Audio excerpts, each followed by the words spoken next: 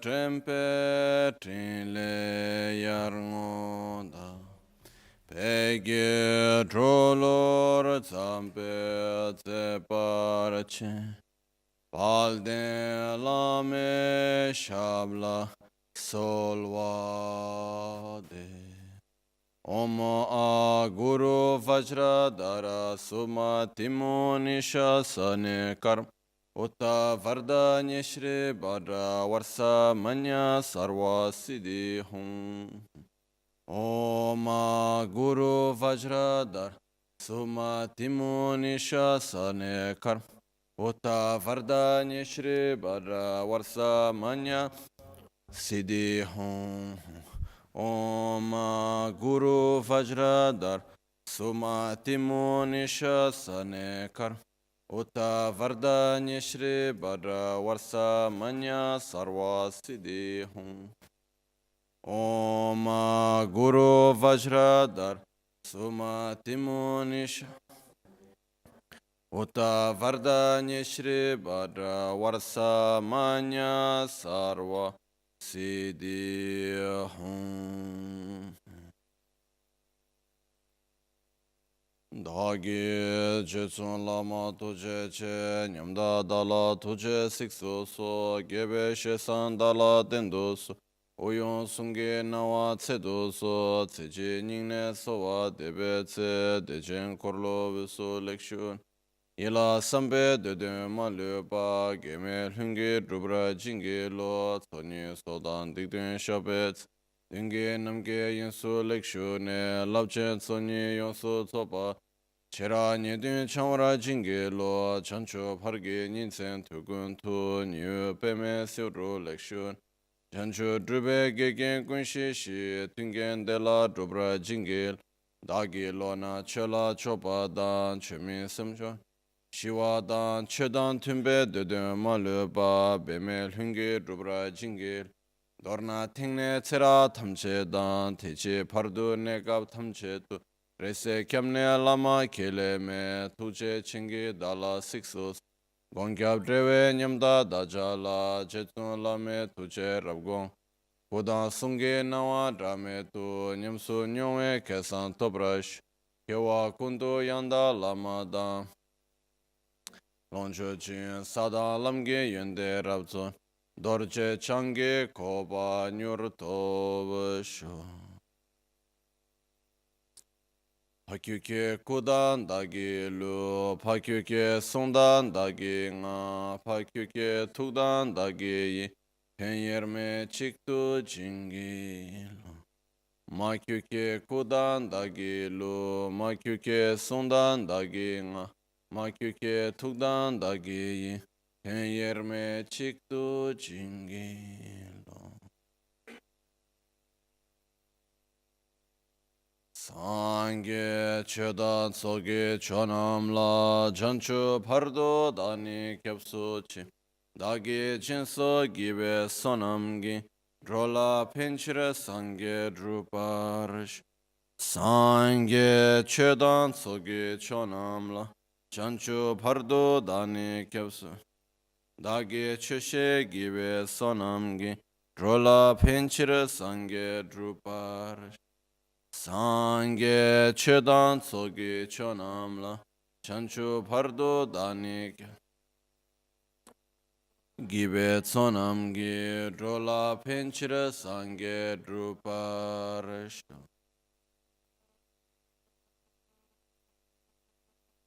In the Buddha, Dharma and Sangha, I take refuge into enlightenment. Through the practice of generosity and the other perfections, may I attain Buddhahood for the benefit of all sentient beings. So,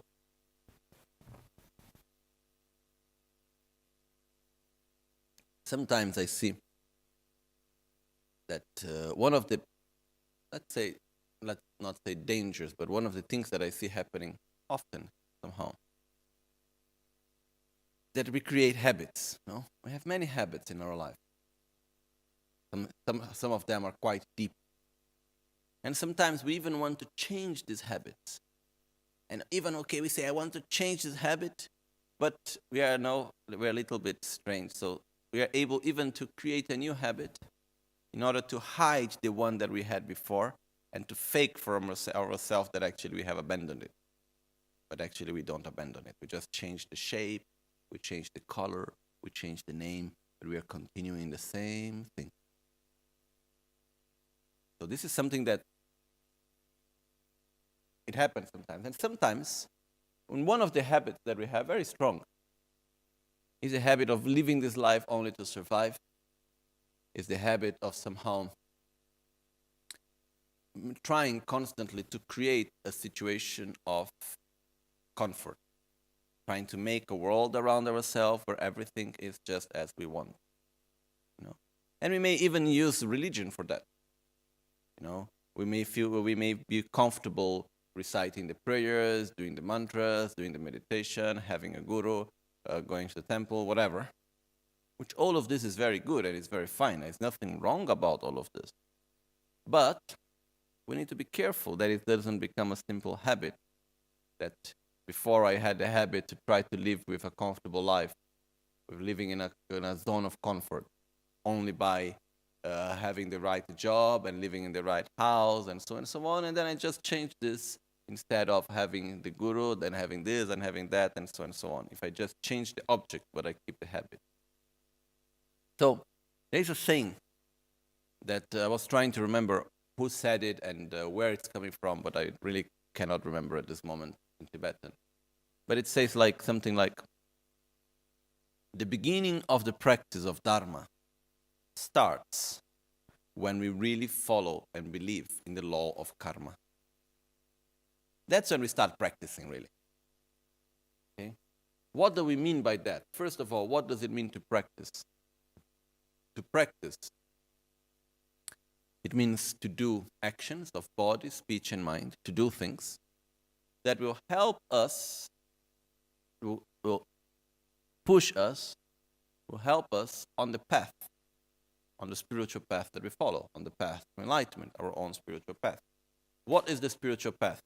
The spiritual path is the inner process of development of our qualities and elimination of our defilement, which means developing love, compassion, patience, wisdom, to be able to be present in the present moment, developing balance, wisdom, eliminating anger, jealousy, envy, hatred, aversion, ignorance, selfishness, and so on. This is the spiritual path. This is the path that will take us really to the state of Buddhahood, out of samsara. And what is the practice? The practice is anything that really pushes us on this process. If I am doing something constantly, but it is not making any change in me, I'm not really practicing so much the Dharma in this sense. I remember even Trisha Rinpoche was saying this when he came here. He said, anything that you do, like when he was teaching this, he was talking about the practice, I think it was Vajrasattva, and was saying, it's a wonderful practice, but if you do and you see some changes in your mind, that means that it's good practice for you. You're practicing well. If you practice, and you see no change in your mind, it means you're not practicing correctly. Okay. And here comes one other point, which is very important, which in Tibetan is called chotek. I don't have really a translation for it. Cho means Dharma. Check, I would really need to check how it's written to be able to give a right translation for it. But it's somehow like a sort of, I think like when you have something covering, okay, like something covering the Dharma. And what does it mean?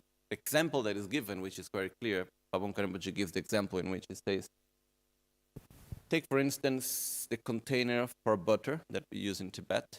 It's made out of leather.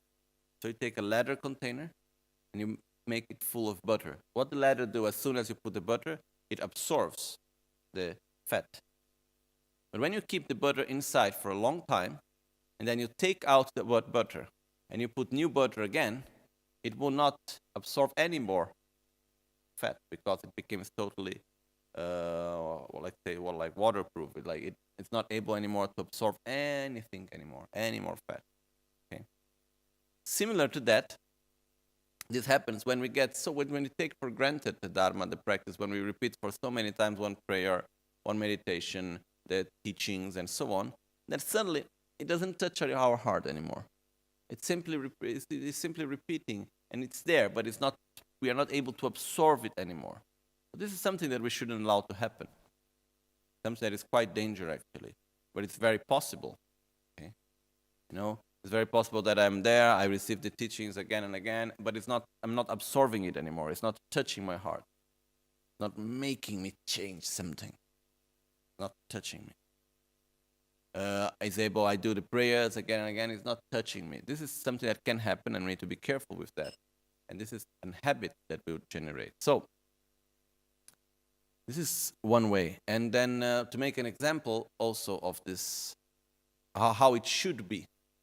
Then Papunka Rinpoche makes the example, let's say, from the negative side, but showing us how it should be from the positive aspect. So what he says is like, take for instance, when you have an object of anger, of aversion. Someone comes to you and starts talking to you about the object of aversion. The more the person talks to us, is there any new information we're receiving? Actually not. Everything we already know. But does it make our aversion to get stronger or weaker or the same? Stronger.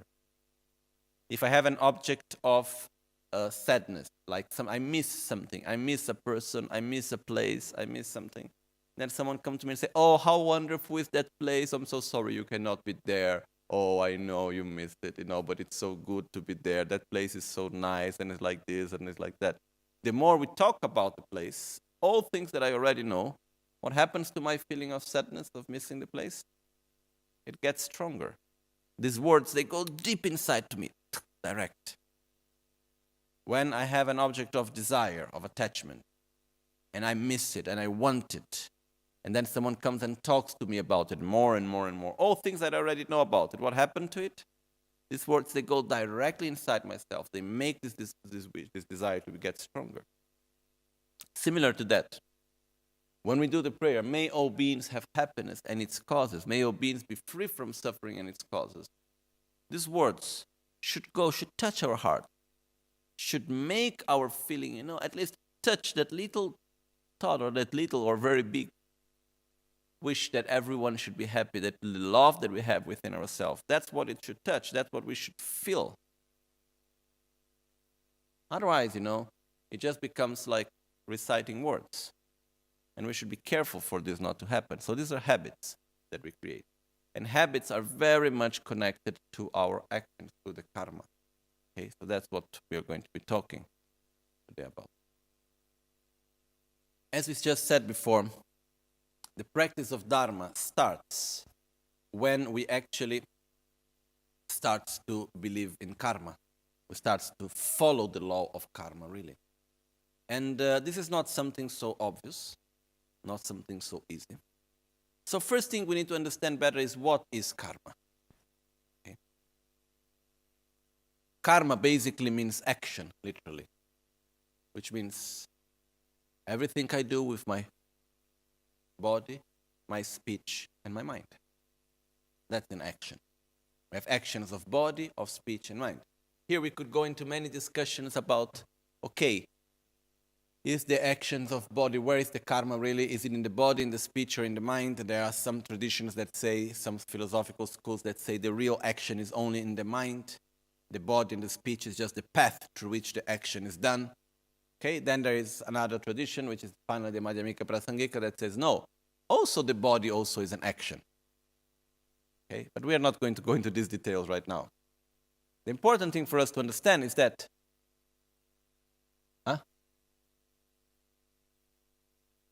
my opinion is that karma, it's mostly in the mind, but the body is also there. Just making one short example. I am in the house, in the 10th floor, an apartment. Okay? And suddenly I am with a bunch of children, and we are playing in the kitchen, making and teaching them how to bake a cake. Okay? And suddenly I have this little metal, electrical stove, and then it starts getting fire, and it's making out one very poisonous sort of smoke coming out. And all the children are closed, and I don't have the key for this room. So what I do, I need to put this away, otherwise these children are going to get harmed. So I want by every means to help these children not to be harmed. So what I do, I simply take this oven and I throw it out of the window. So I can save the life of these children. But as I throw it out of the window, it falls on the head of a person. And this person dies. Okay? Did I have the motivation to kill a person? No. Did I kill a person? Yes.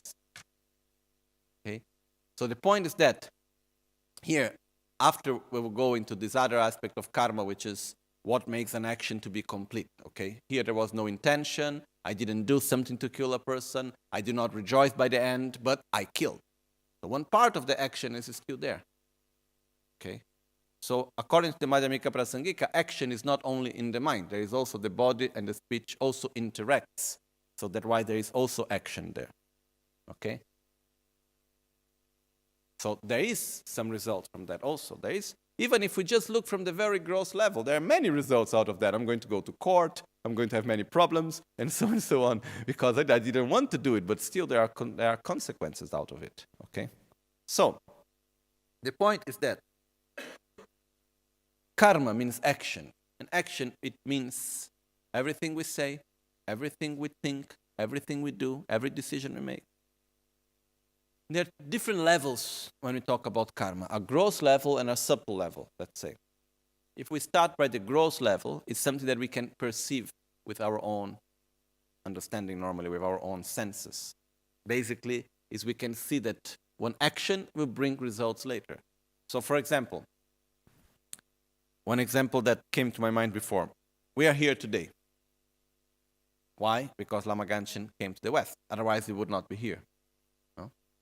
Why Lama Ganchen came to the West? Sure, there are many, many, many different causes. But one of these causes, it was one time, when Rinpoche was in India, more or less in the 70s, he was doing a little bit some like Robin Hood style, but without stealing from the rich. He was asking a loan from the people that had a little bit more, and he was giving for those that had nothing.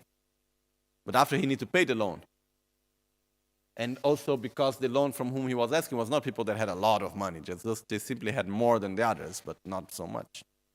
So what happened is that one day, just making a long story short, he was about to enter a 1-year retreat.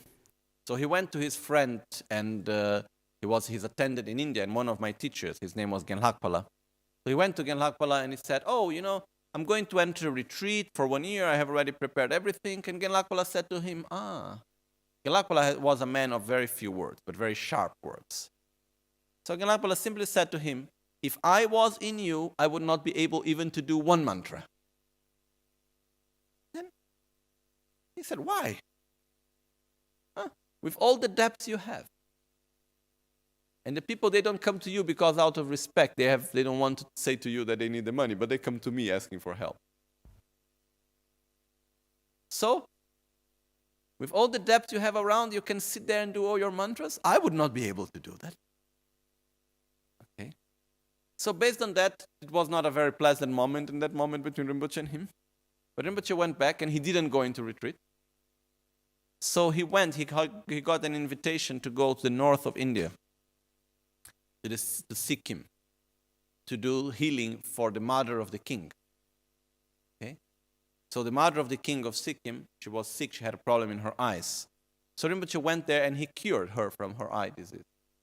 And his idea was, I go to the north of India, I stay there 2-3 months, I do all the pujas and healing and everything, I get some donations, I come back, I pay all my debts, and I go into retreat. That was the plan. But what happened is that he became so famous in Sikkim that out of that, so many people were coming since early in the morning until late in the evening. People were there lining in front of his room, waiting for him to wake up to come to see him in order to get cured and so on. So instead of staying 3 months, I think he stayed 3 years. A long time he stayed there. I think it was actually 3 years. I'm not exactly sure. But he stayed for a long time. During this time he was in the Sikkim, he went for the Tibetan New Year in Nepal at Tsetan Gyurme's family house. And one of the friends of the family was Yurgo from Greece. And he was in this New Year celebration in Nepal. So, and he heard people talking around about, this very famous Lama healer. So he said, that's very nice. So he wanted to invite Rinpoche to go to Greece. Because he said, we need people for healing and so on. And Rinpoche said no in the first time. And then later, he was insisting, and Rinpoche said, I only come with one condition. Because there are already many lamas in the West giving wonderful teachings. Don't need myself to go. He said, I only come if there are people that are sick that your medicine cannot cure them. Then I will come, if I can help them. And then Yurgo said, don't worry, please come. We have that. And then after some time, Rinpoche was in Greece. And that was the beginning of him coming to the West. Okay? And then I don't need to continue the whole story, how he came to Italy and so on. But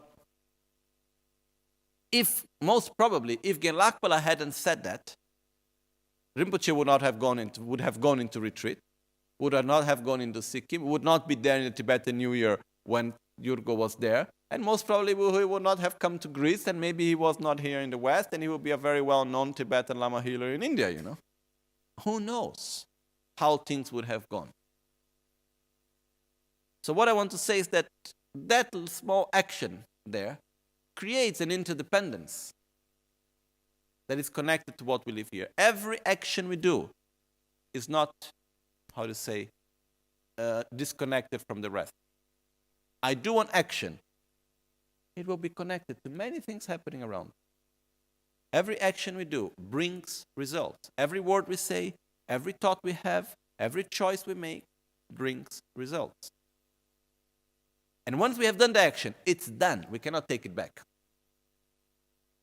This is from the gross level. Okay? So this is the first level of karma.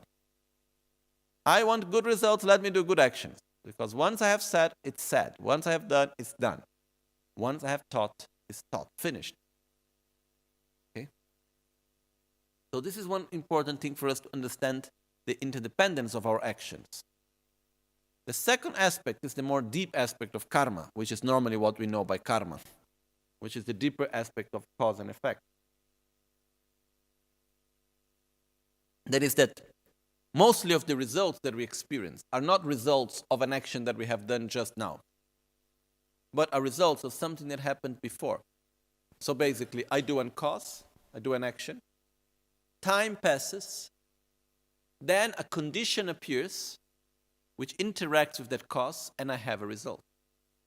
Even from the gross level, there are so many things in our lives that we experience today that are results of things that we have done when we were in our childhood, when we were teenage, or when we were 5 years ago, 10 years ago, whatever. Okay? We can still experience many things today that are results of actions that we have done a long time ago. Some of which we are aware, some of which we are not aware. Okay? So karma, basically, in a more subtle level, what it is. I do an action. Every action that we do, every thought we have, okay, every word we say, every choice we make, every action we do from the body, is like we plant a seed. At a point of our life, we get into conditions. What are the conditions? The people around us, what we listen, what we see, what we do, the place where we are. These are the conditions. And this condition is going to be like water, soil, sun for that seed. So the seed will grow. A seed can be there without giving its fruits for a long time until it doesn't get in touch with the condition. But all the energy is there. So the seed is said to be like an energy.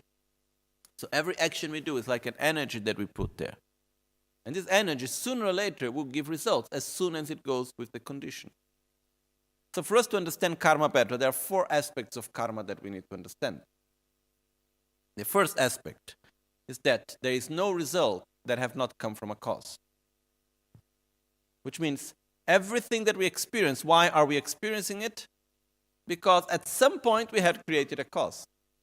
Which means it's impossible for us to experience something without having created the causes for it. No one, even a Buddha, can make us to experience something, positive or negative, without ourselves having created the causes for it. Okay? Anything that we experience is because we have created the causes. The other people, the condition, everything that is around us are the conditions through which this manifests, but not the causes. Now, our tendency normally when we have something negative is to find the guilty one. Who's the one to blame for what I am experiencing? So, in the moment that we see, okay, normally when we try to find the one that is guilty, we are looking for the one that is the condition through which that negative cause manifested. But the real cause is not that one. Okay? So, I do an action. You know, it's a little bit like karma somehow. It's like, imagine a credit card that you pay the bill. You don't know exactly when you're going to pay that bill. You just pay, but just buy the things. But it's not by the end of the month. You may get the bill after 10 years, after 20 years. Did you buy that? Yes. Do you remember what it was? And it doesn't come with a description. Huh? So sure, but no, why I'm paying this amount? Because I bought it at that point. I used it. Oh, but I don't remember. Who cares, you know? Similar to that, when we have an result, it's because we have created a cause. So, first aspect of karma, there is no result without having had a cause. So everything I experience is because at some point I had created a cause. Second aspect of karma, every action will have a result, if not purified or eliminated. Every action will have a result. Okay? It's possible to block the action. It's possible to burn out the seed. And this we are going to see later, which is what the meaning of purification. But if we do not burn away the seed, sooner or later it will give a result. It doesn't matter how long it can pass. It can pass 1,000 years, it can pass 20 years, it can pass whatever time. If I do not do something to purify it, it will give results. The third aspect of karma is the coherence of karma. If I plant a seed of orange, I cannot get an apple. If I plant an apple, I will not get an orange. Okay. So every seed will bring their own results. Even if I have a field, okay, and I can plant many sweet things. But if I plant in the middle of all the sweet things I have planted, if I plant some chili, will it become sweet? No. Okay. So basically, every action I do will bring their own result coherently. Positive action, positive result. Negative action, negative result. That's how it works. What is a positive action? What is a negative action? That's not so easy to find a simple and quick definition. Okay? But basically, what defines an action to be positive or negative is the motivation. So when we do an action out of anger, hatred, aversion, jealousy, envy, miserliness, selfishness, it is mostly, if not 100%, a negative action. When we do an action out of compassion, love, respect, gratitude, generosity, it is a positive action. Okay? So, basically, what really mostly defines the action is the motivation that we have within us. This is the most important aspect of it that we need to take into consideration when we look at an action. So the fourth aspect of karma is what is called the growing of karma. Karma is not something static. the actions we do, the seeds we plant, the energy that we leave in our mental continuum, the imprint we leave of our action is not static. It will grow or diminish. It continues to interact. Okay? So, for example, every action that we do, what makes it to diminish its strength? To openly admit that it was a mistake. When I regret of that action, I'm making it weaker.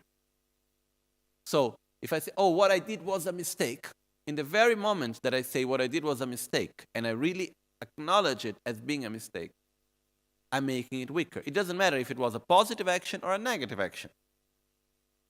If I do something positive, I go there, I help a person out of a good motivation and so on, but then I expected this person to say, oh, thank you, how wonderful you are. The person didn't say anything, and instead said something that I didn't like. It's possible for me to say, oh, why I helped that person? I should have never done that. Look, this person doesn't have even a minimum of gratitude. So what happening? I am regretting of the positive action. So I make that strength smaller. I make it weaker. If I do something negative, I talk to someone violently, and after I regret about it, what happened? I make that strength smaller. I make it weaker. Okay? If I rejoice, I make it stronger. Yes, what I did was right. I make it stronger. If I say, oh, yes, it's so good that I helped this person, I make it stronger. Okay? So, the rules of karma are basically the same for positive and negative actions. When we regret, we make the strength smaller. When we rejoice, we make the strength stronger. So what we do is that we are going to use the practice of purification that we are going to see later, is how to use the way this, let's say, these rules of karma, let's call it like this, for our own benefit. How to make smaller and smaller and smaller until we can completely eliminate the seeds of our own negative actions. That's the objective of purification. Okay. So, another aspect of karma is what we call chaba dhamma chaba, which is called an hidden action and an open action, or hidden or an unhidden action. Chaba means to hide something. Okay? So there is an hidden action and an unhidden action. When I do something and I do not hide it from myself and others, okay, this makes that action somehow not to grow anymore. Keeps it from growing. Okay? So if I do something negative and I said, oh yes, I did a mistake, and I openly, I show to others, I'm not hiding from anyone my own action, this helps me, prevents me from repeating it again and again. Okay? And makes it weaker. Instead, if I hide it, this is mostly also with the negative actions. If I do something I don't tell anyone, and I hide it even from myself, I try excuses why I have done it, so I do not really openly admit what I have done to myself, this makes me to repeat it again and again. Okay. So, from the positive side, if I do something positive and I go openly talking about it to people, mostly because I want people to recognize how good I am and how nice I am, this automatically makes the strength of my action weaker. Okay? So, what happens is that it doesn't mean that every positive action we cannot say to anyone and we need to hide it. But we need to, one thing is that's very important. With karma, we cannot cheat our karma. We cannot cheat ourselves. You know, we need to be really sincere, because what is determining most of all is what we call semchun sempa. Semchun sempa is the mental factor of intention, which is the deep inside ourselves why we do things. That's what is going to determine our karma mostly. So that's the most important thing. But also, the way how we say, the energy that we have, all of this makes a difference also. So, basically, what do we all want? Is to be happy. We don't want to suffer. None of us. Right? So what does it mean to believe in karma? It means to acknowledge every action I do will bring a result. Better I don't do negative actions. There's no excuses. Like, if I take a knife, would I take a knife and cut my arm? No. Why not? Because I know and I don't want to have the pain. If we could see the harm that we do to ourselves with anger, with jealousy, with envy, the harm that we do to ourselves with these actions, we would never repeat them again. But still there is another problem. We have bad habits. How many things we know that are harmful to ourselves and still we do it? Because it's a habit. Okay? So when we talk about purification, we need to talk about two levels. One is changing our bad habits. And the other level is taking away the strength of the actions that we have done in the past. Okay? So these are the two aspects that we are going to talk about. Okay? So first, there is the whole part, because when we talk about karma, there are so many things to say, but today and tomorrow, the emphasis is in purification. So, the first aspect, and for that reason, first we need to understand what is to purify, how it's possible to purify. We understand a little bit how karma is working, so we can understand how we can purify our actions. And then second, I have prepared 3 practices of purification to share with you that we are going to do today and tomorrow. One is the practice of the confession, or openly admitting our mistakes to the 35 Buddhas. The other practice is the practice of Vajrasattva. And the third practice is the practice of the fire puja of Vajradaka. Okay? All these 3 are very simple practices that everyone can do at home at any moment. Okay? Daily even. It's really very good practice. So, one of the aspects of the karma growing also was taught by Atisha. He was very clear about this.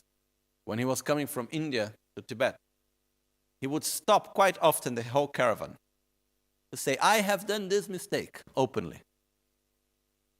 And he would openly admit his own mistakes and say, oh, I did this, I did that, I had this negative thought, I broke my vow here, I didn't keep well my commitment, whatever. At a certain point, some people came to Atisha and said, look, the road is long, the trip is long. We don't need to stop every time. Even the things you are saying to us that you are admitting as a mistake, we don't even see it as mistake. We cannot even understand why that's a mistake, So small things.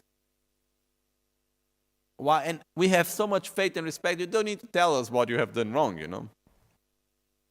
Then Atisha said, every small action, when kept hidden, grows and grows and grows, and now finally brings a big result.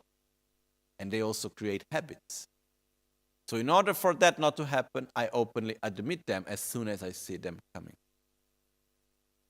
Okay. It's a great lesson also that. So, to openly admit our own faults. That's something that is important. Now, let's go now to the actual part of purification. Okay? Perciò,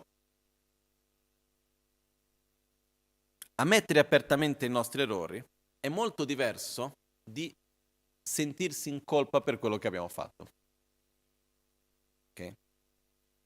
Esiste per quello che io ho preferito non usare la parola confessione.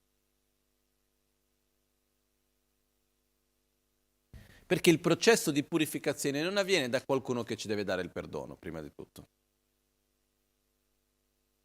Il processo di purificazione è qualcosa che avviene tra noi e noi stessi. Quindi, il fatto di ammettere apertamente i nostri errori non vuol dire sentirsi in colpa. Ok? Questo è un po' difficile per noi dalla cultura in cui veniamo, dalle abitudini anche culturali che noi stessi abbiamo. Okay? Prima di tutto, che cosa vuol dire purificare? Purificare vuol dire eliminare i semi prima che diano i frutti. Quello vuol dire purificare. Una volta che io sto cogliendo i frutti, non sto purificando, sto esaurendo i frutti. Sto esaurendo i semi. Perché? Perché stanno dando i suoi frutti. È come se io faccio un debito, ok? Ho un debito. Al momento in cui io vado lì e pago il debito, io sto esaurendo il debito o no? Però non è che c'è un'amnistia, sto pagando il debito. Quando io sperimento il risultato di un'azione negativa, io sto esaurendo quel karma negativo che ho creato, come vivendo il risultato. Quindi ogni volta che c'è un risultato negativo, io sto esaurendo le cause negative che ho creato in passato. Per questo non è purificare, perciò non è soffrendo che si purifica. Per purificare non è con la sofferenza che si deve purificare. Se fosse con la sofferenza che dobbiamo purificare, sarebbe molto più semplice anche, no? Faremo le sessioni di purificazione, prendiamo i malla con le puntine di ferro, ok? E ci metteremo a fare le sessioni di purificazione, ci mettiamo lì, no? Uno aiuta l'altro anche a purificare, non ci sono problemi, ok? Se così fosse, però così non è. Okay? Perciò, perché quando si soffre, quello che succede è che si va a esaurire una causa negativa, come un debito che sto pagando in qualche modo. Ok? La purificazione vuol dire eliminare il debito senza dover pagarlo. Okay? Io non ho i soldi per pagare il debito, però se ho un comportamento buono, eccetera, eccetera, non devo più pagarlo. No?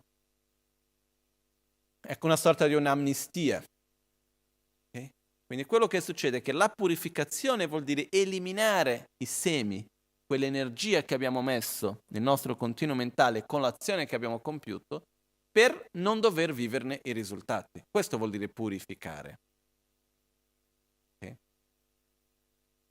Non è una prevenzione, è più che una prevenzione, è, come si può dire,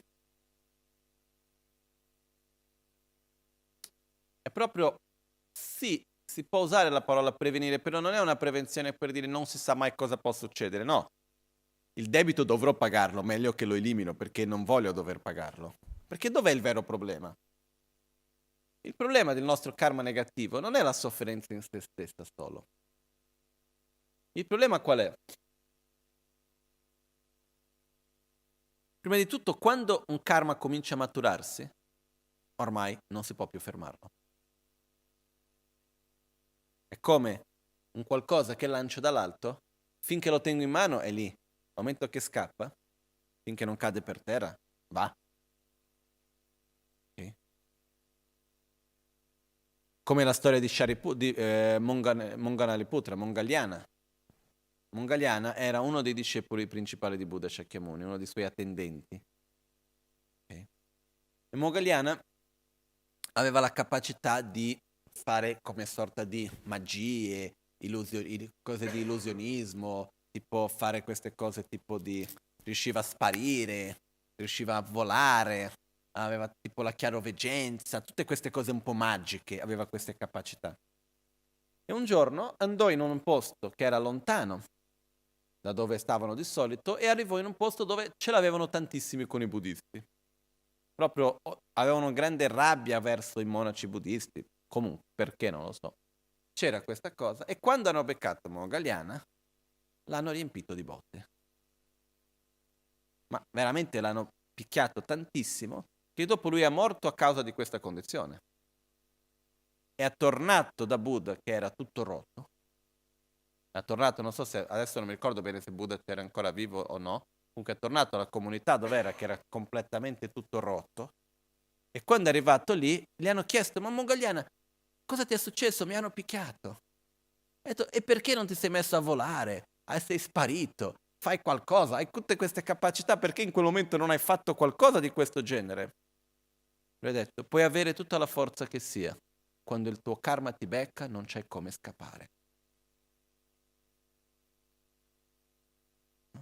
Perciò lui non aveva rabbia con quelle persone, lui diceva: questo che cos'è? Sono azioni che ho creato che si sono manifestate, quella è stata la condizione. Ma quando il karma si manifesta non lo puoi più fermare. Qual è il nostro problema in tutto ciò? Quando noi abbiamo un risultato di un'azione negativa, ossia sperimentiamo una cosa di forte sofferenza, di solito che tipo di reazione abbiamo? Pacifica? Di violenza? Di rabbia? Di amore? Di solito non è positiva la reazione. Okay? Non voglio dire sempre, ma di solito non lo è.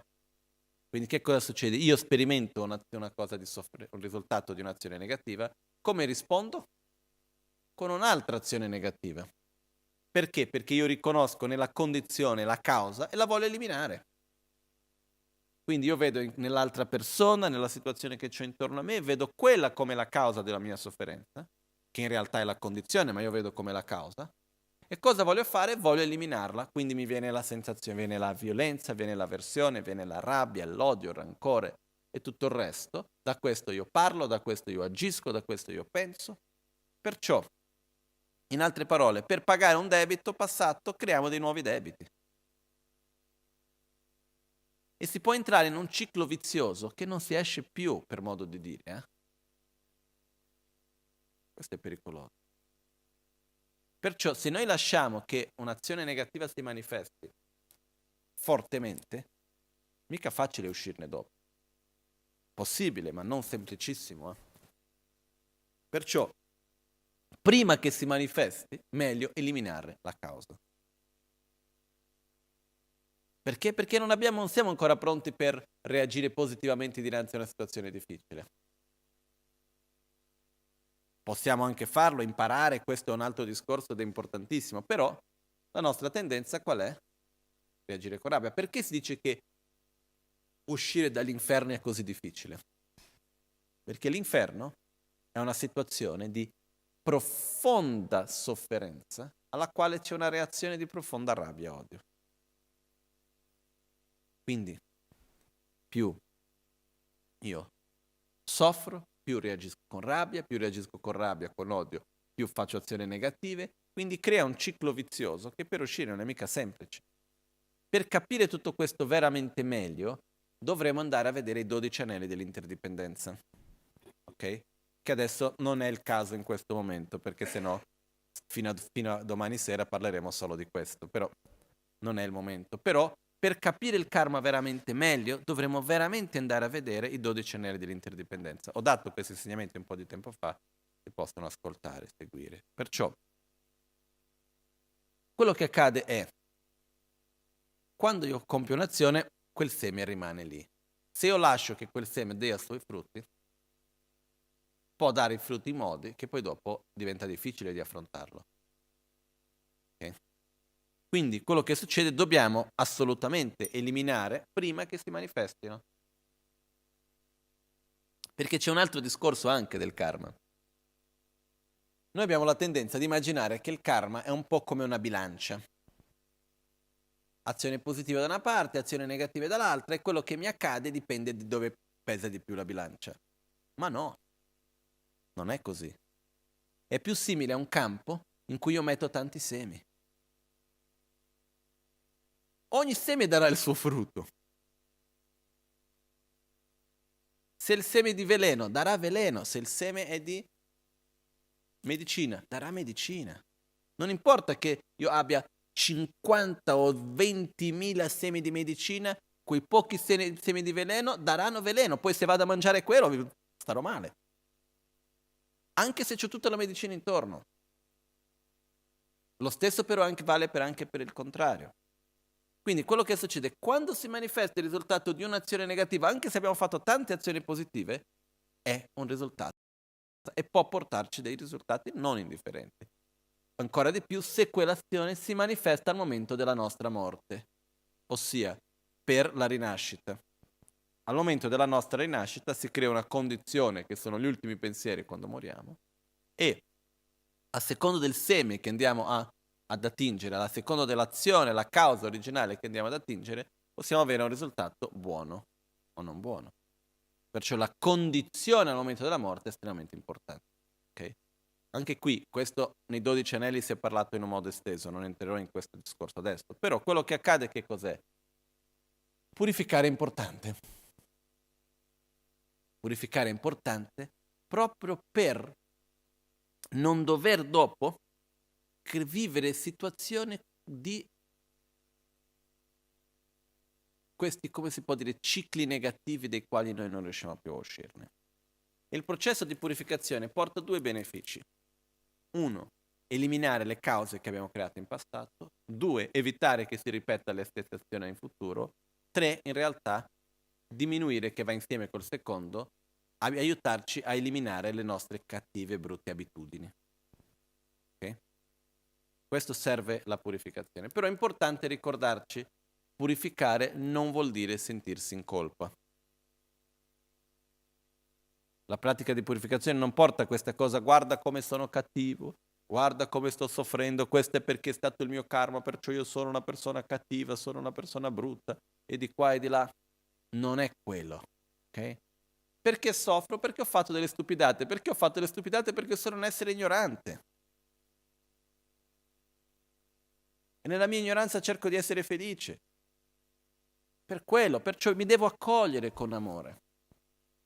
Però con fermezza anche dire, visto che voglio essere felice, questa cosa ho capito che non fa bene, meglio non ripeterla più. Okay. Per purificare, aspetta, vado un attimo in inglese, poi entriamo al come fare per purificare, ok? So, you're talking about karma. Karma is a very extensive subject. And we could go on and on and on in many, many, many aspects of karma. But we are here today and tomorrow to talk most of all about the practices of purification. So, first of all, in this context, why to purify? Basically because we don't want to suffer. And if we have created causes and we do not eliminate the causes, sooner or later they will bring results. What it means to purify? To purify means to eliminate the seeds in order not to have the fruits. Okay? Making another example is like if I make a debt. Okay?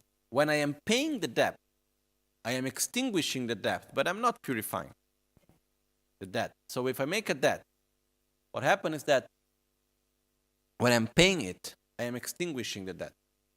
But I'm not purifying it. To purify means to extinguish the debt without needing to pay it. Okay? When I experience a result of suffering, I am extinguishing the negative action that was a cause for it. Okay? Because in the moment, it's like if fire is burning out of a wood, in the moment that fire burns, the wood is being extinguished. Right? But in this case, it's like when I have a result of suffering, I am burning the negative actions I have done in the past connected to that result. But this is not purification. This is simply to extinguish the results out of paying the of having the extinguishing the causes by having the result. Simple as that. Which means every time we experience something negative, it is actually the result of something that we have done in the past. So we are extinguishing that karma. But to purify doesn't mean to suffer. It's not through suffering that we purify. If it would be through suffering that we need to purify, it would be quite simple actually, no? We make purification sessions. We make malas with, metal points and spikes and the rest. And then we can put some electricity around those. And then we will go doing our own purification sessions, And we can help each other to purify also. Okay? So, this would be, and then we could even go, if this would be, if it would be like this. I go to you, I do something that is harmful to you, you suffer, and I say, be thankful to me, I'm making you to purify. That's not purification. Purification doesn't come through suffering. Okay? Purification means to extinguish the cause without needing to experience the result. That's what to purify means. Why it is so important? It's like if I have a debt and I get an amnesty, I don't need to pay my debt. That's what it means to purify.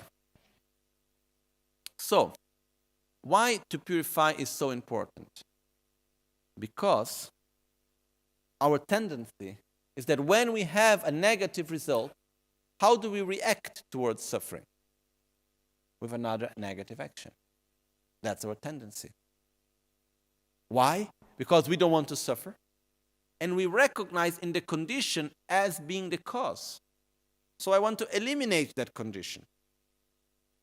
that I see as the cause of my suffering. I want to eliminate that person. I want to eliminate that situation. I want to eliminate whatever I see as the cause of my suffering. And by that, I generate anger, hatred, aversion. I speak violently, I act violently, and so on. So I generate another more negative action. So basically what we try to do is to eliminate one debt, we create another one. So we enter into this vicious cycle. And it's very difficult to get out. So when we get into deep states of suffering, if we react to that suffering with more violence, then we really go into a cycle that is very difficult to get out of. Okay? So we should not allow ourselves to experience some levels of suffering, most of all because then we go into loop, and it's very difficult to get out after that. Okay? So, especially when it's related also to the process of death and rebirth. Because another thing also, we have this tendency to think that karma is like putting things in a scale. Positive actions and negative actions, and we go in a scale. If I have more positive, then okay, that's what is going to really bring me the results. If I have more negatives, or why I need to experience this negative thing? I have done so many positive things. Karma is not like a scale. It's more like a field where we can plant many seeds. And I can have thousands of seeds of medicine that will bring beautiful medicine and sweet things to eat. But if I plant 2 poison seeds and I eat that fruit, it will bring me suffering. Okay? So the poison seed will bring poison. The medicine seed will bring medicine. Even if I have a field full of poison, if I plant few medicine seeds, what will they bring? Medicine. And vice versa. So, this means that every action we do brings their own result. It doesn't matter if I do many positive things, this will not take away the negative ones I have done. Why I need to experience this? I am a good person. I have done so many good things. Why I need to experience this? Because I have done some negative action. And it's not a matter of someone punishing us. Because our tendency is also to see like, I have done so many good things, why I need to experience this, like if someone punishing us. Nobody's punishing us. We are just harvesting the seeds, the results of our own actions. That's all. And if I do one negative action, that negative action remains there unless I purify it. If I do a positive action, it remains there unless I eliminate it. Okay? So, to purify it's important, especially in the moment of our death, when we die, depending on the way how is our mental state in the moment of death. Really, we can manifest a positive action or a negative action as the cause for our rebirth. So if we die with a positive mind, well directed, and we access a positive cause that we have created, this will bring a positive result, which is a good rebirth. If we access a negative action in the moment of our death, in the moment of our rebirth actually, what will happen? We'll have a negative rebirth. So it's not like in the moment of death, it's not like putting on a scale more positive actions, more negative actions, go through a judgment. It's not that. It's what do I access at that moment. That's the result that I'm going to experience. So, really to understand all of this better, we need to go through the 12 links of interdependence. Okay? Which I'm not going to go through this right now. I'm not going to explain the 12 links of interdependence right now because then we would only talk about this up to tomorrow evening. And we have other things to see today. So, but it's really important because by seeing that better, we see, okay, I don't want to go into this cycle of suffering. So I need to avoid it beforehand. Okay? This is really, really important in this way. So by that, when we purify, basically, we are doing 2 things. One is eliminating the negative seeds that we have planted. Okay? So we eliminate the causes that we have done in the past in order not to have suffering in the future. So it's somehow a prevention. Okay? And the other things, we are blocking ourselves from repeating such negative actions also. It's a way also of eliminating our negative habits. Okay? So this is the two main aspects of purification. So now we see how to purify. So, how to purify?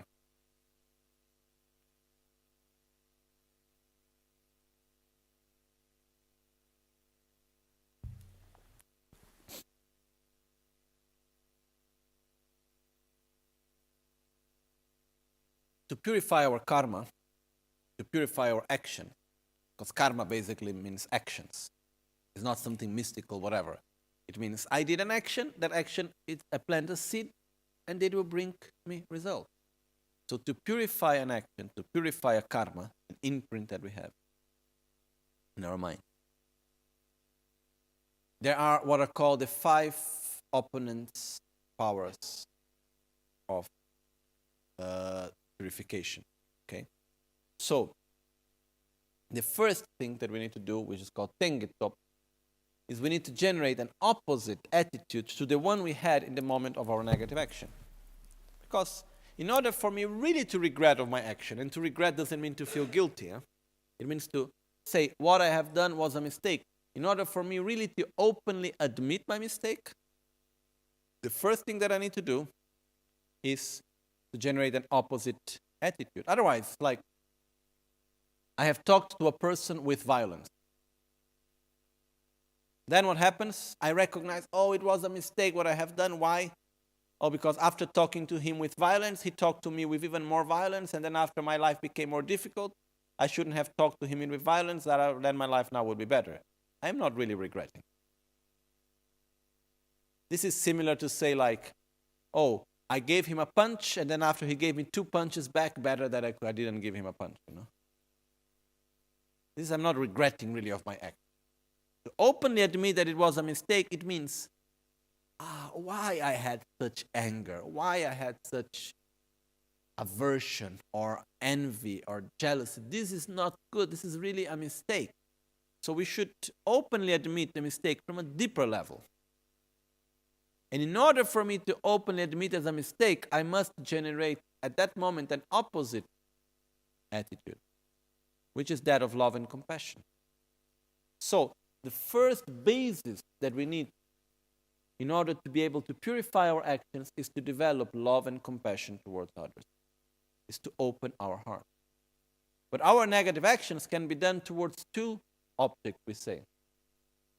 We can do negative actions towards sentient beings or towards holy beings. Okay? So when we do a negative action towards sentient being, what's the opposite attitude? Love and compassion. When we do a negative action towards a holy being, which means Buddha, Dharma, Sangha, and the Guru, okay? What we need to do in order to purify it, the basis is to take refuge, which means to open our heart. Okay? So in the moment that we open our heart, it's clean. Then we have the basis really for the purification. So that's why whenever there is practices of purification, first we do taking refuge and generating the bodhicitta, which is the first 2 necessary bases in order to purify our karma. But even if we need to go in a more specific way, we have a negative action towards one person. The negative actions are all based on negative emotion. So if I continue to have that same emotion, I will not be able to openly admit it as a mistake, because I still justify myself why I did it. So what I need to do, I need to generate an opposite mind. Respect, gratitude, love, compassion. Then out of this, I can say, oh, what I did was a mistake. Why I act with anger? Why I act with jealousy, with envy? This is what a mistake. I shouldn't do it again. So, once we have the basis, then we can generate what's called tengetop. Then we can generate the other strength, the other power of purification, which is the power of regret. Regret doesn't mean to feel guilty. The process of purification is not saying sorry to someone and ask that person to, let's say, perdonare, to forgive us. I can ask for forgiveness. Okay? If you give me forgiveness or not, this will not make any difference in my purification process. Okay? If I forgive the person that harmed me, this doesn't mean that the person will purify his karma because I am forgiving him. Because it's something that we have to do with ourselves. I did something wrong. I admit that what I did was a mistake, and I will do something to purify that. To forgive, to ask, to say sorry, is this important? Sure. But we are talking about another level. We're not talking about the purification of the karma here. Okay? So in this sense, it's like we don't need to have anyone to say, when we say we openly admit our mistakes, this doesn't mean we need someone that say, okay, oh yes, you were wrong, no problem, it's okay. Because very often when we say to someone that we did a mistake, what we want is the person to say to us, okay, I accept you like you are, don't worry, it's okay. But that's not what we need. What we need actually is simply to say, I did a mistake. Ah, look at that. Why I did it? Because I am ignorant and I want to be happy. But I recognize that that's not the right way of doing things. How wonderful to see my mistake. Really, sometimes, I see it's so difficult very often to recognize and to accept, to acknowledge one's own mistakes. Why? I see even in the small things in daily life. We do a mistake, right away we try to justify it. Oh, I didn't do because of this, I didn't do because of that, it was not me, we try to put in someone else. Why? In one way, because we come from this culture, this idea of punishment. We don't want the punishment, so we try right away to take away the guilt from ourselves. But here it's not a matter of being guilty or not. It's a matter of taking away the negative habits. So when we do something that is negative, and we acknowledge it, we see that it was wrong. Oh, that's so beautiful. Because what is really dangerous is that we continue to do negative actions without being aware that it's a negative action. It's simply a habit so deep in ourselves that we even are not aware that it's wrong. So in the moment that I see, is it easy to take away this poison of this negative habit? It's not easy. But it's a great step that I can see my own mistake. To acknowledge our own mistakes is so beautiful. It's so good.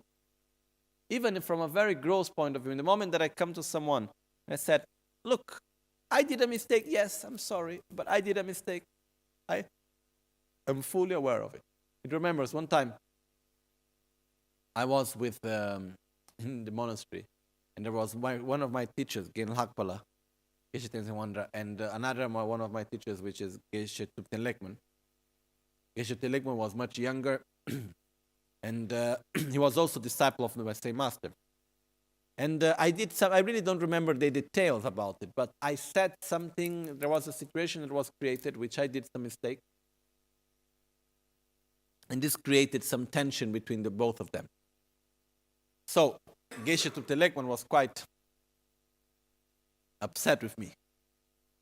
At that moment, he was quite upset because I did something that really created a situation of conflict between him and his master. So, it was not good at all. So when I went to him, when I understood what happened, because it took some time really for me to understand the mistake and to understand what had happened, when I understood what happened, I went right away to him and I said, I did this, and that. It was wrong in this, and way. I'm sorry. I acknowledged that I was wrong and so on. And luckily, he had the maturity to say, okay, once you understand, you acknowledge there was a mistake, you take away the conflict also with the other person somehow. Sure, there are some people that they don't have the maturity in order to go beyond in this way and to accept it. Some people, they just get stuck. You are the cause of my suffering because you did that. It doesn't matter if you acknowledge it or not, This is another story. But the point is that for ourselves, to acknowledge our own mistakes, it's so, so, so important. Even in the very small things. which doesn't mean to feel guilty. I am wrong here, I am wrong there. No. It means to see where I do a mistake, so in order for me not to repeat it again. Because together with the second power of purification, which is openly admitting our own mistakes, we don't need to be ashamed of it, in the sense that we need to hide ourselves from our mistakes. Why we do mistakes? Because we are trying to be happy with our own ignorance. We are conditioned by our habits, by the education we receive, by the place where we come. So do we do mistakes? Yes, we do mistakes. But what we need is also the third power of purification, which is the determination not to repeat again such actions. In the moment that I acknowledge and I say, what I did was a mistake, what I need to do, I need to say, I'm not going to repeat it again. There's no excuses. It doesn't matter what happened. I should not repeat such action again. Why? Because it's only bringing me harm. I don't want to suffer. I don't want others to suffer. I shouldn't do this again. I'm not going to repeat this action again. So we are determined by it. Okay? This is a very important part. In the moment that I open my heart, I acknowledge that it was a mistake and I have the strong determination not to repeat it again. Does this mean that I would not repeat it again at all? No. Why? Because we are conditioned by our habit. While I am keeping myself safe, I'm looking, I am aware, okay, in the moment that I relax, I can fall again in the same fault. So Shantideva, he gives the example that we should be careful not to repeat to protect ourselves from our negative habits. Just as if we, let's say, we have hurt our arm, okay? So it's all like, a little bit like flat, like we have really hurt our arm. So if anybody touches, it's very painful. And we need to walk in the middle of many, many people. What we do? Do we walk just if it's nothing, or we are careful not to touch our arm? We are very careful not to touch our arm because it's sensible. In the same way, when we see our negative habits, we should be careful to protect ourselves from not following into the negative habits. We know they are there. So when I see, I have this negative habit of reacting with violence whatever. If I see someone as being the cause of my suffering, or I have this negative habit of answering bad to people or whatever. When I see that I have something that is negative, whenever I am protecting myself from it, whenever I see I'm nearby a situation of danger where I will follow, and then I'm saying I'm not going to follow it. I need to be careful. I need to protect myself from my own action. And this is where comes the whole part which is related to morality. Morality means to protect ourselves from our own negative habits and actions, by acknowledging that they are negative and making a commitment that we will not repeat them again. Okay? So, the third power of purification is the strong determination not to repeat again our negative actions. And this is so important. With these three powers of purification, opening our heart to others, the basis of purification, which means bodhicitta and refuge, admitting our negative action, openly admitting our own mistake, having the strong determination not to repeat again such action. With these three, we will do the fourth power of purification, which is to do something about it. We would generally make a positive action in order to counteract the negative action that we have done. Okay? So there are practices of purification, such as the openly admitting our mistakes to the 35 Buddhas, Tongshak. We have the practice of Vajrasattva, there is the practice of Vajradaka, which are the three practices that we are going to do today and tomorrow. And then also I can help another person, I can take care of the environment, I can do so many things. But they only are going to be a practice of purification in the moment that they are done with the three powers of purification first. Which means I need to open my heart to others. I need to openly admit that it was a mistake. I need to have the determination not to repeat it again. Okay. With this, I do something in order to purify. And then I can purify.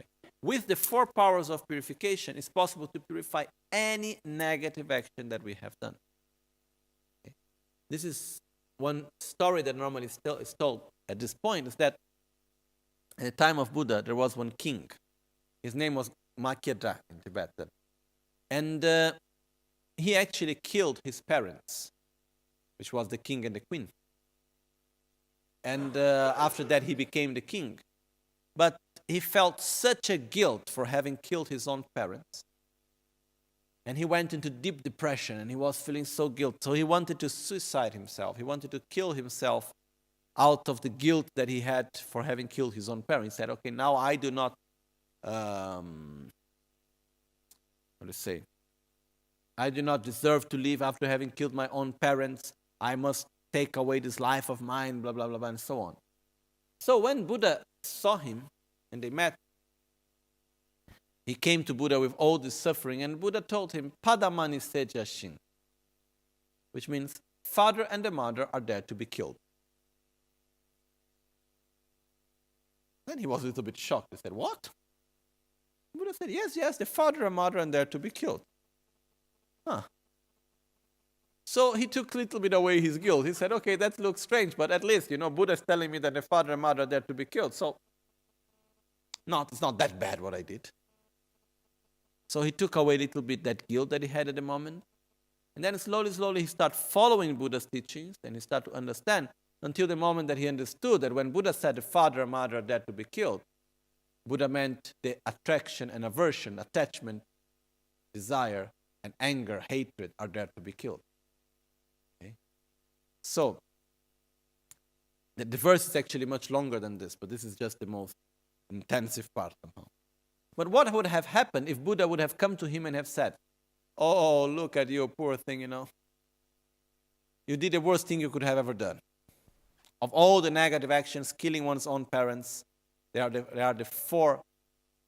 5 types of actions which are the worst actions that we can do, worst negative actions.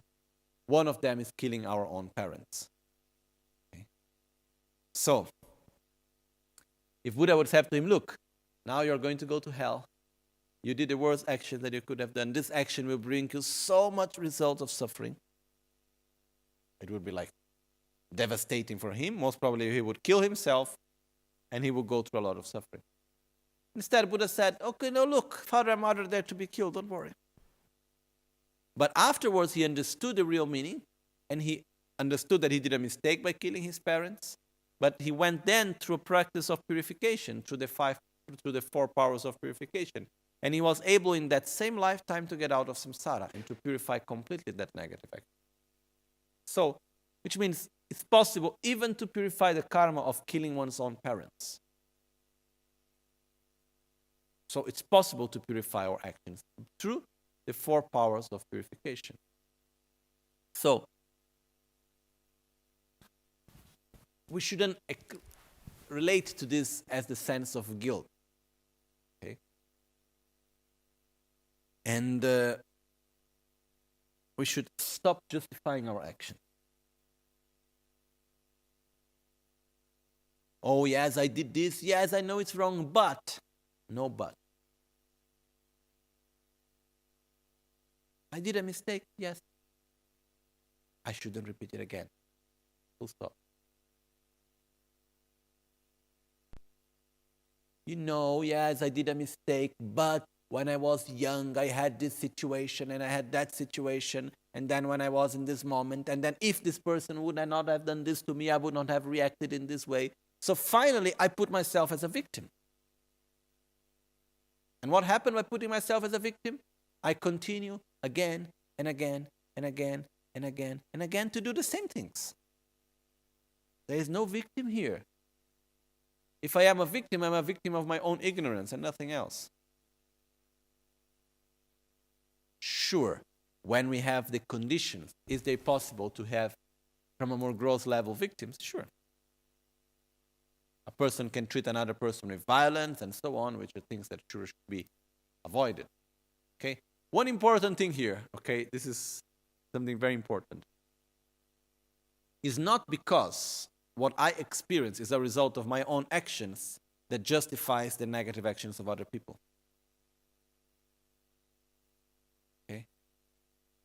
It's not because, okay, oh, what I am experiencing is like if I come to someone and I beat you up, or I treat you with violence, and I say to you, okay, no, do not blame me, blame your own karma. No, it's not like that. When I do something, a negative action, I am doing the negative action. The other person can only experience it as being negative because the other person have created the causes. But this doesn't make my action not to be negative. One thing do not justify the other. One thing is not taking away the other. Okay? It's important this. Like I come, I treat you with violence, then I say to you, don't blame me, blame your karma. It's not like that. I am responsible for my action. You are responsible for your result, but I am responsible for my action. And the fact that I am paying my debt doesn't mean that the action that you are doing that is a condition is not negative. Okay? But I am not a victim deeply because I am just experiencing the result of my own action. When I say that we should not act as a victim is when we justify our own mistakes, when we justify our own bad habits. I am a victim of the society in which I live. I am a victim of the education that I receive. I'm a victim of the conditions that are around me. And by putting myself as a victim, I simply continue to do it again and again and again and again. So the first thing that we need to do is to stop justifying. When you do a mistake, do not justify. I did this because. There is no because. I don't need to know. Nobody needs to know. Even you don't need to tell you why you did it. All you need to say is, I did a mistake. I should not repeat it again. Sorry for what I have done. Okay, if I want to analyze why it happened in order not to repeat it again, it's fine. To analyze the process of my mind, what happened, that's okay. But not to justify my action by the conditions that were there. Because the moment that I justify it, even though I recognize it's wrong, but in the moment that I justify it, I'm putting him in a situation to repeat it again. Okay? So, I think it's very important in this sense. We do mistakes every day. We make mistakes every day. We do stupid things every day. Okay? That's why we need to purify every day. Not, the small actions, they accumulate in time. We need to be careful. That's why the practice of purification are taught as daily practice. If every day we go by the end of the day, or in the morning regarding the day before, and we simply say, oh, what have I done wrong? I have said this, I have did that, oh. I was feeling angry, here I was feeling jealous, I should not repeat that again. And we do a practice of purification, minimum, we are blocking that negative karma from growing.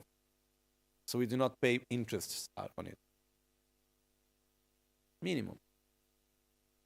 And the most important also is that we start putting an energy in order to block our bad habits. Because a great problem is the habits that we create, and then we continue to repeat them again and again. So by doing the process of purification, we also stop our bad habits gradually, slowly. Every time we do something that is negative, that comes from a bad habit, and then we acknowledge that it was a mistake, we open our heart, we acknowledge that it was a mistake, we generate the intention not to repeat again, and we do something physically to purify, then gradually we stop that habit. Okay? We stop now for lunch and we come back at 3:30. Jetsun lame kutse raptenchi namkar chinle chochur gepadang losan tempe dreme sasumgi drowe munsel tatu ne gyurch nimo dele tsendele nime kuyandel Nyinsen takto delekpe. Koncho somge jinge lom. Koncho somge ngodrup sol. Koncho somge trashisho. At dawn or dusk, at night or midday, may the three jewels grant us their blessings. May they help us to achieve all realizations and sprinkle the path of our lives with various signs of auspiciousness. Oma hun tamba lame sangye rinpoche, kyoba lame tamcho rinpo, tremba lame gendo rinpoche, kyamne kuncho sumla chepa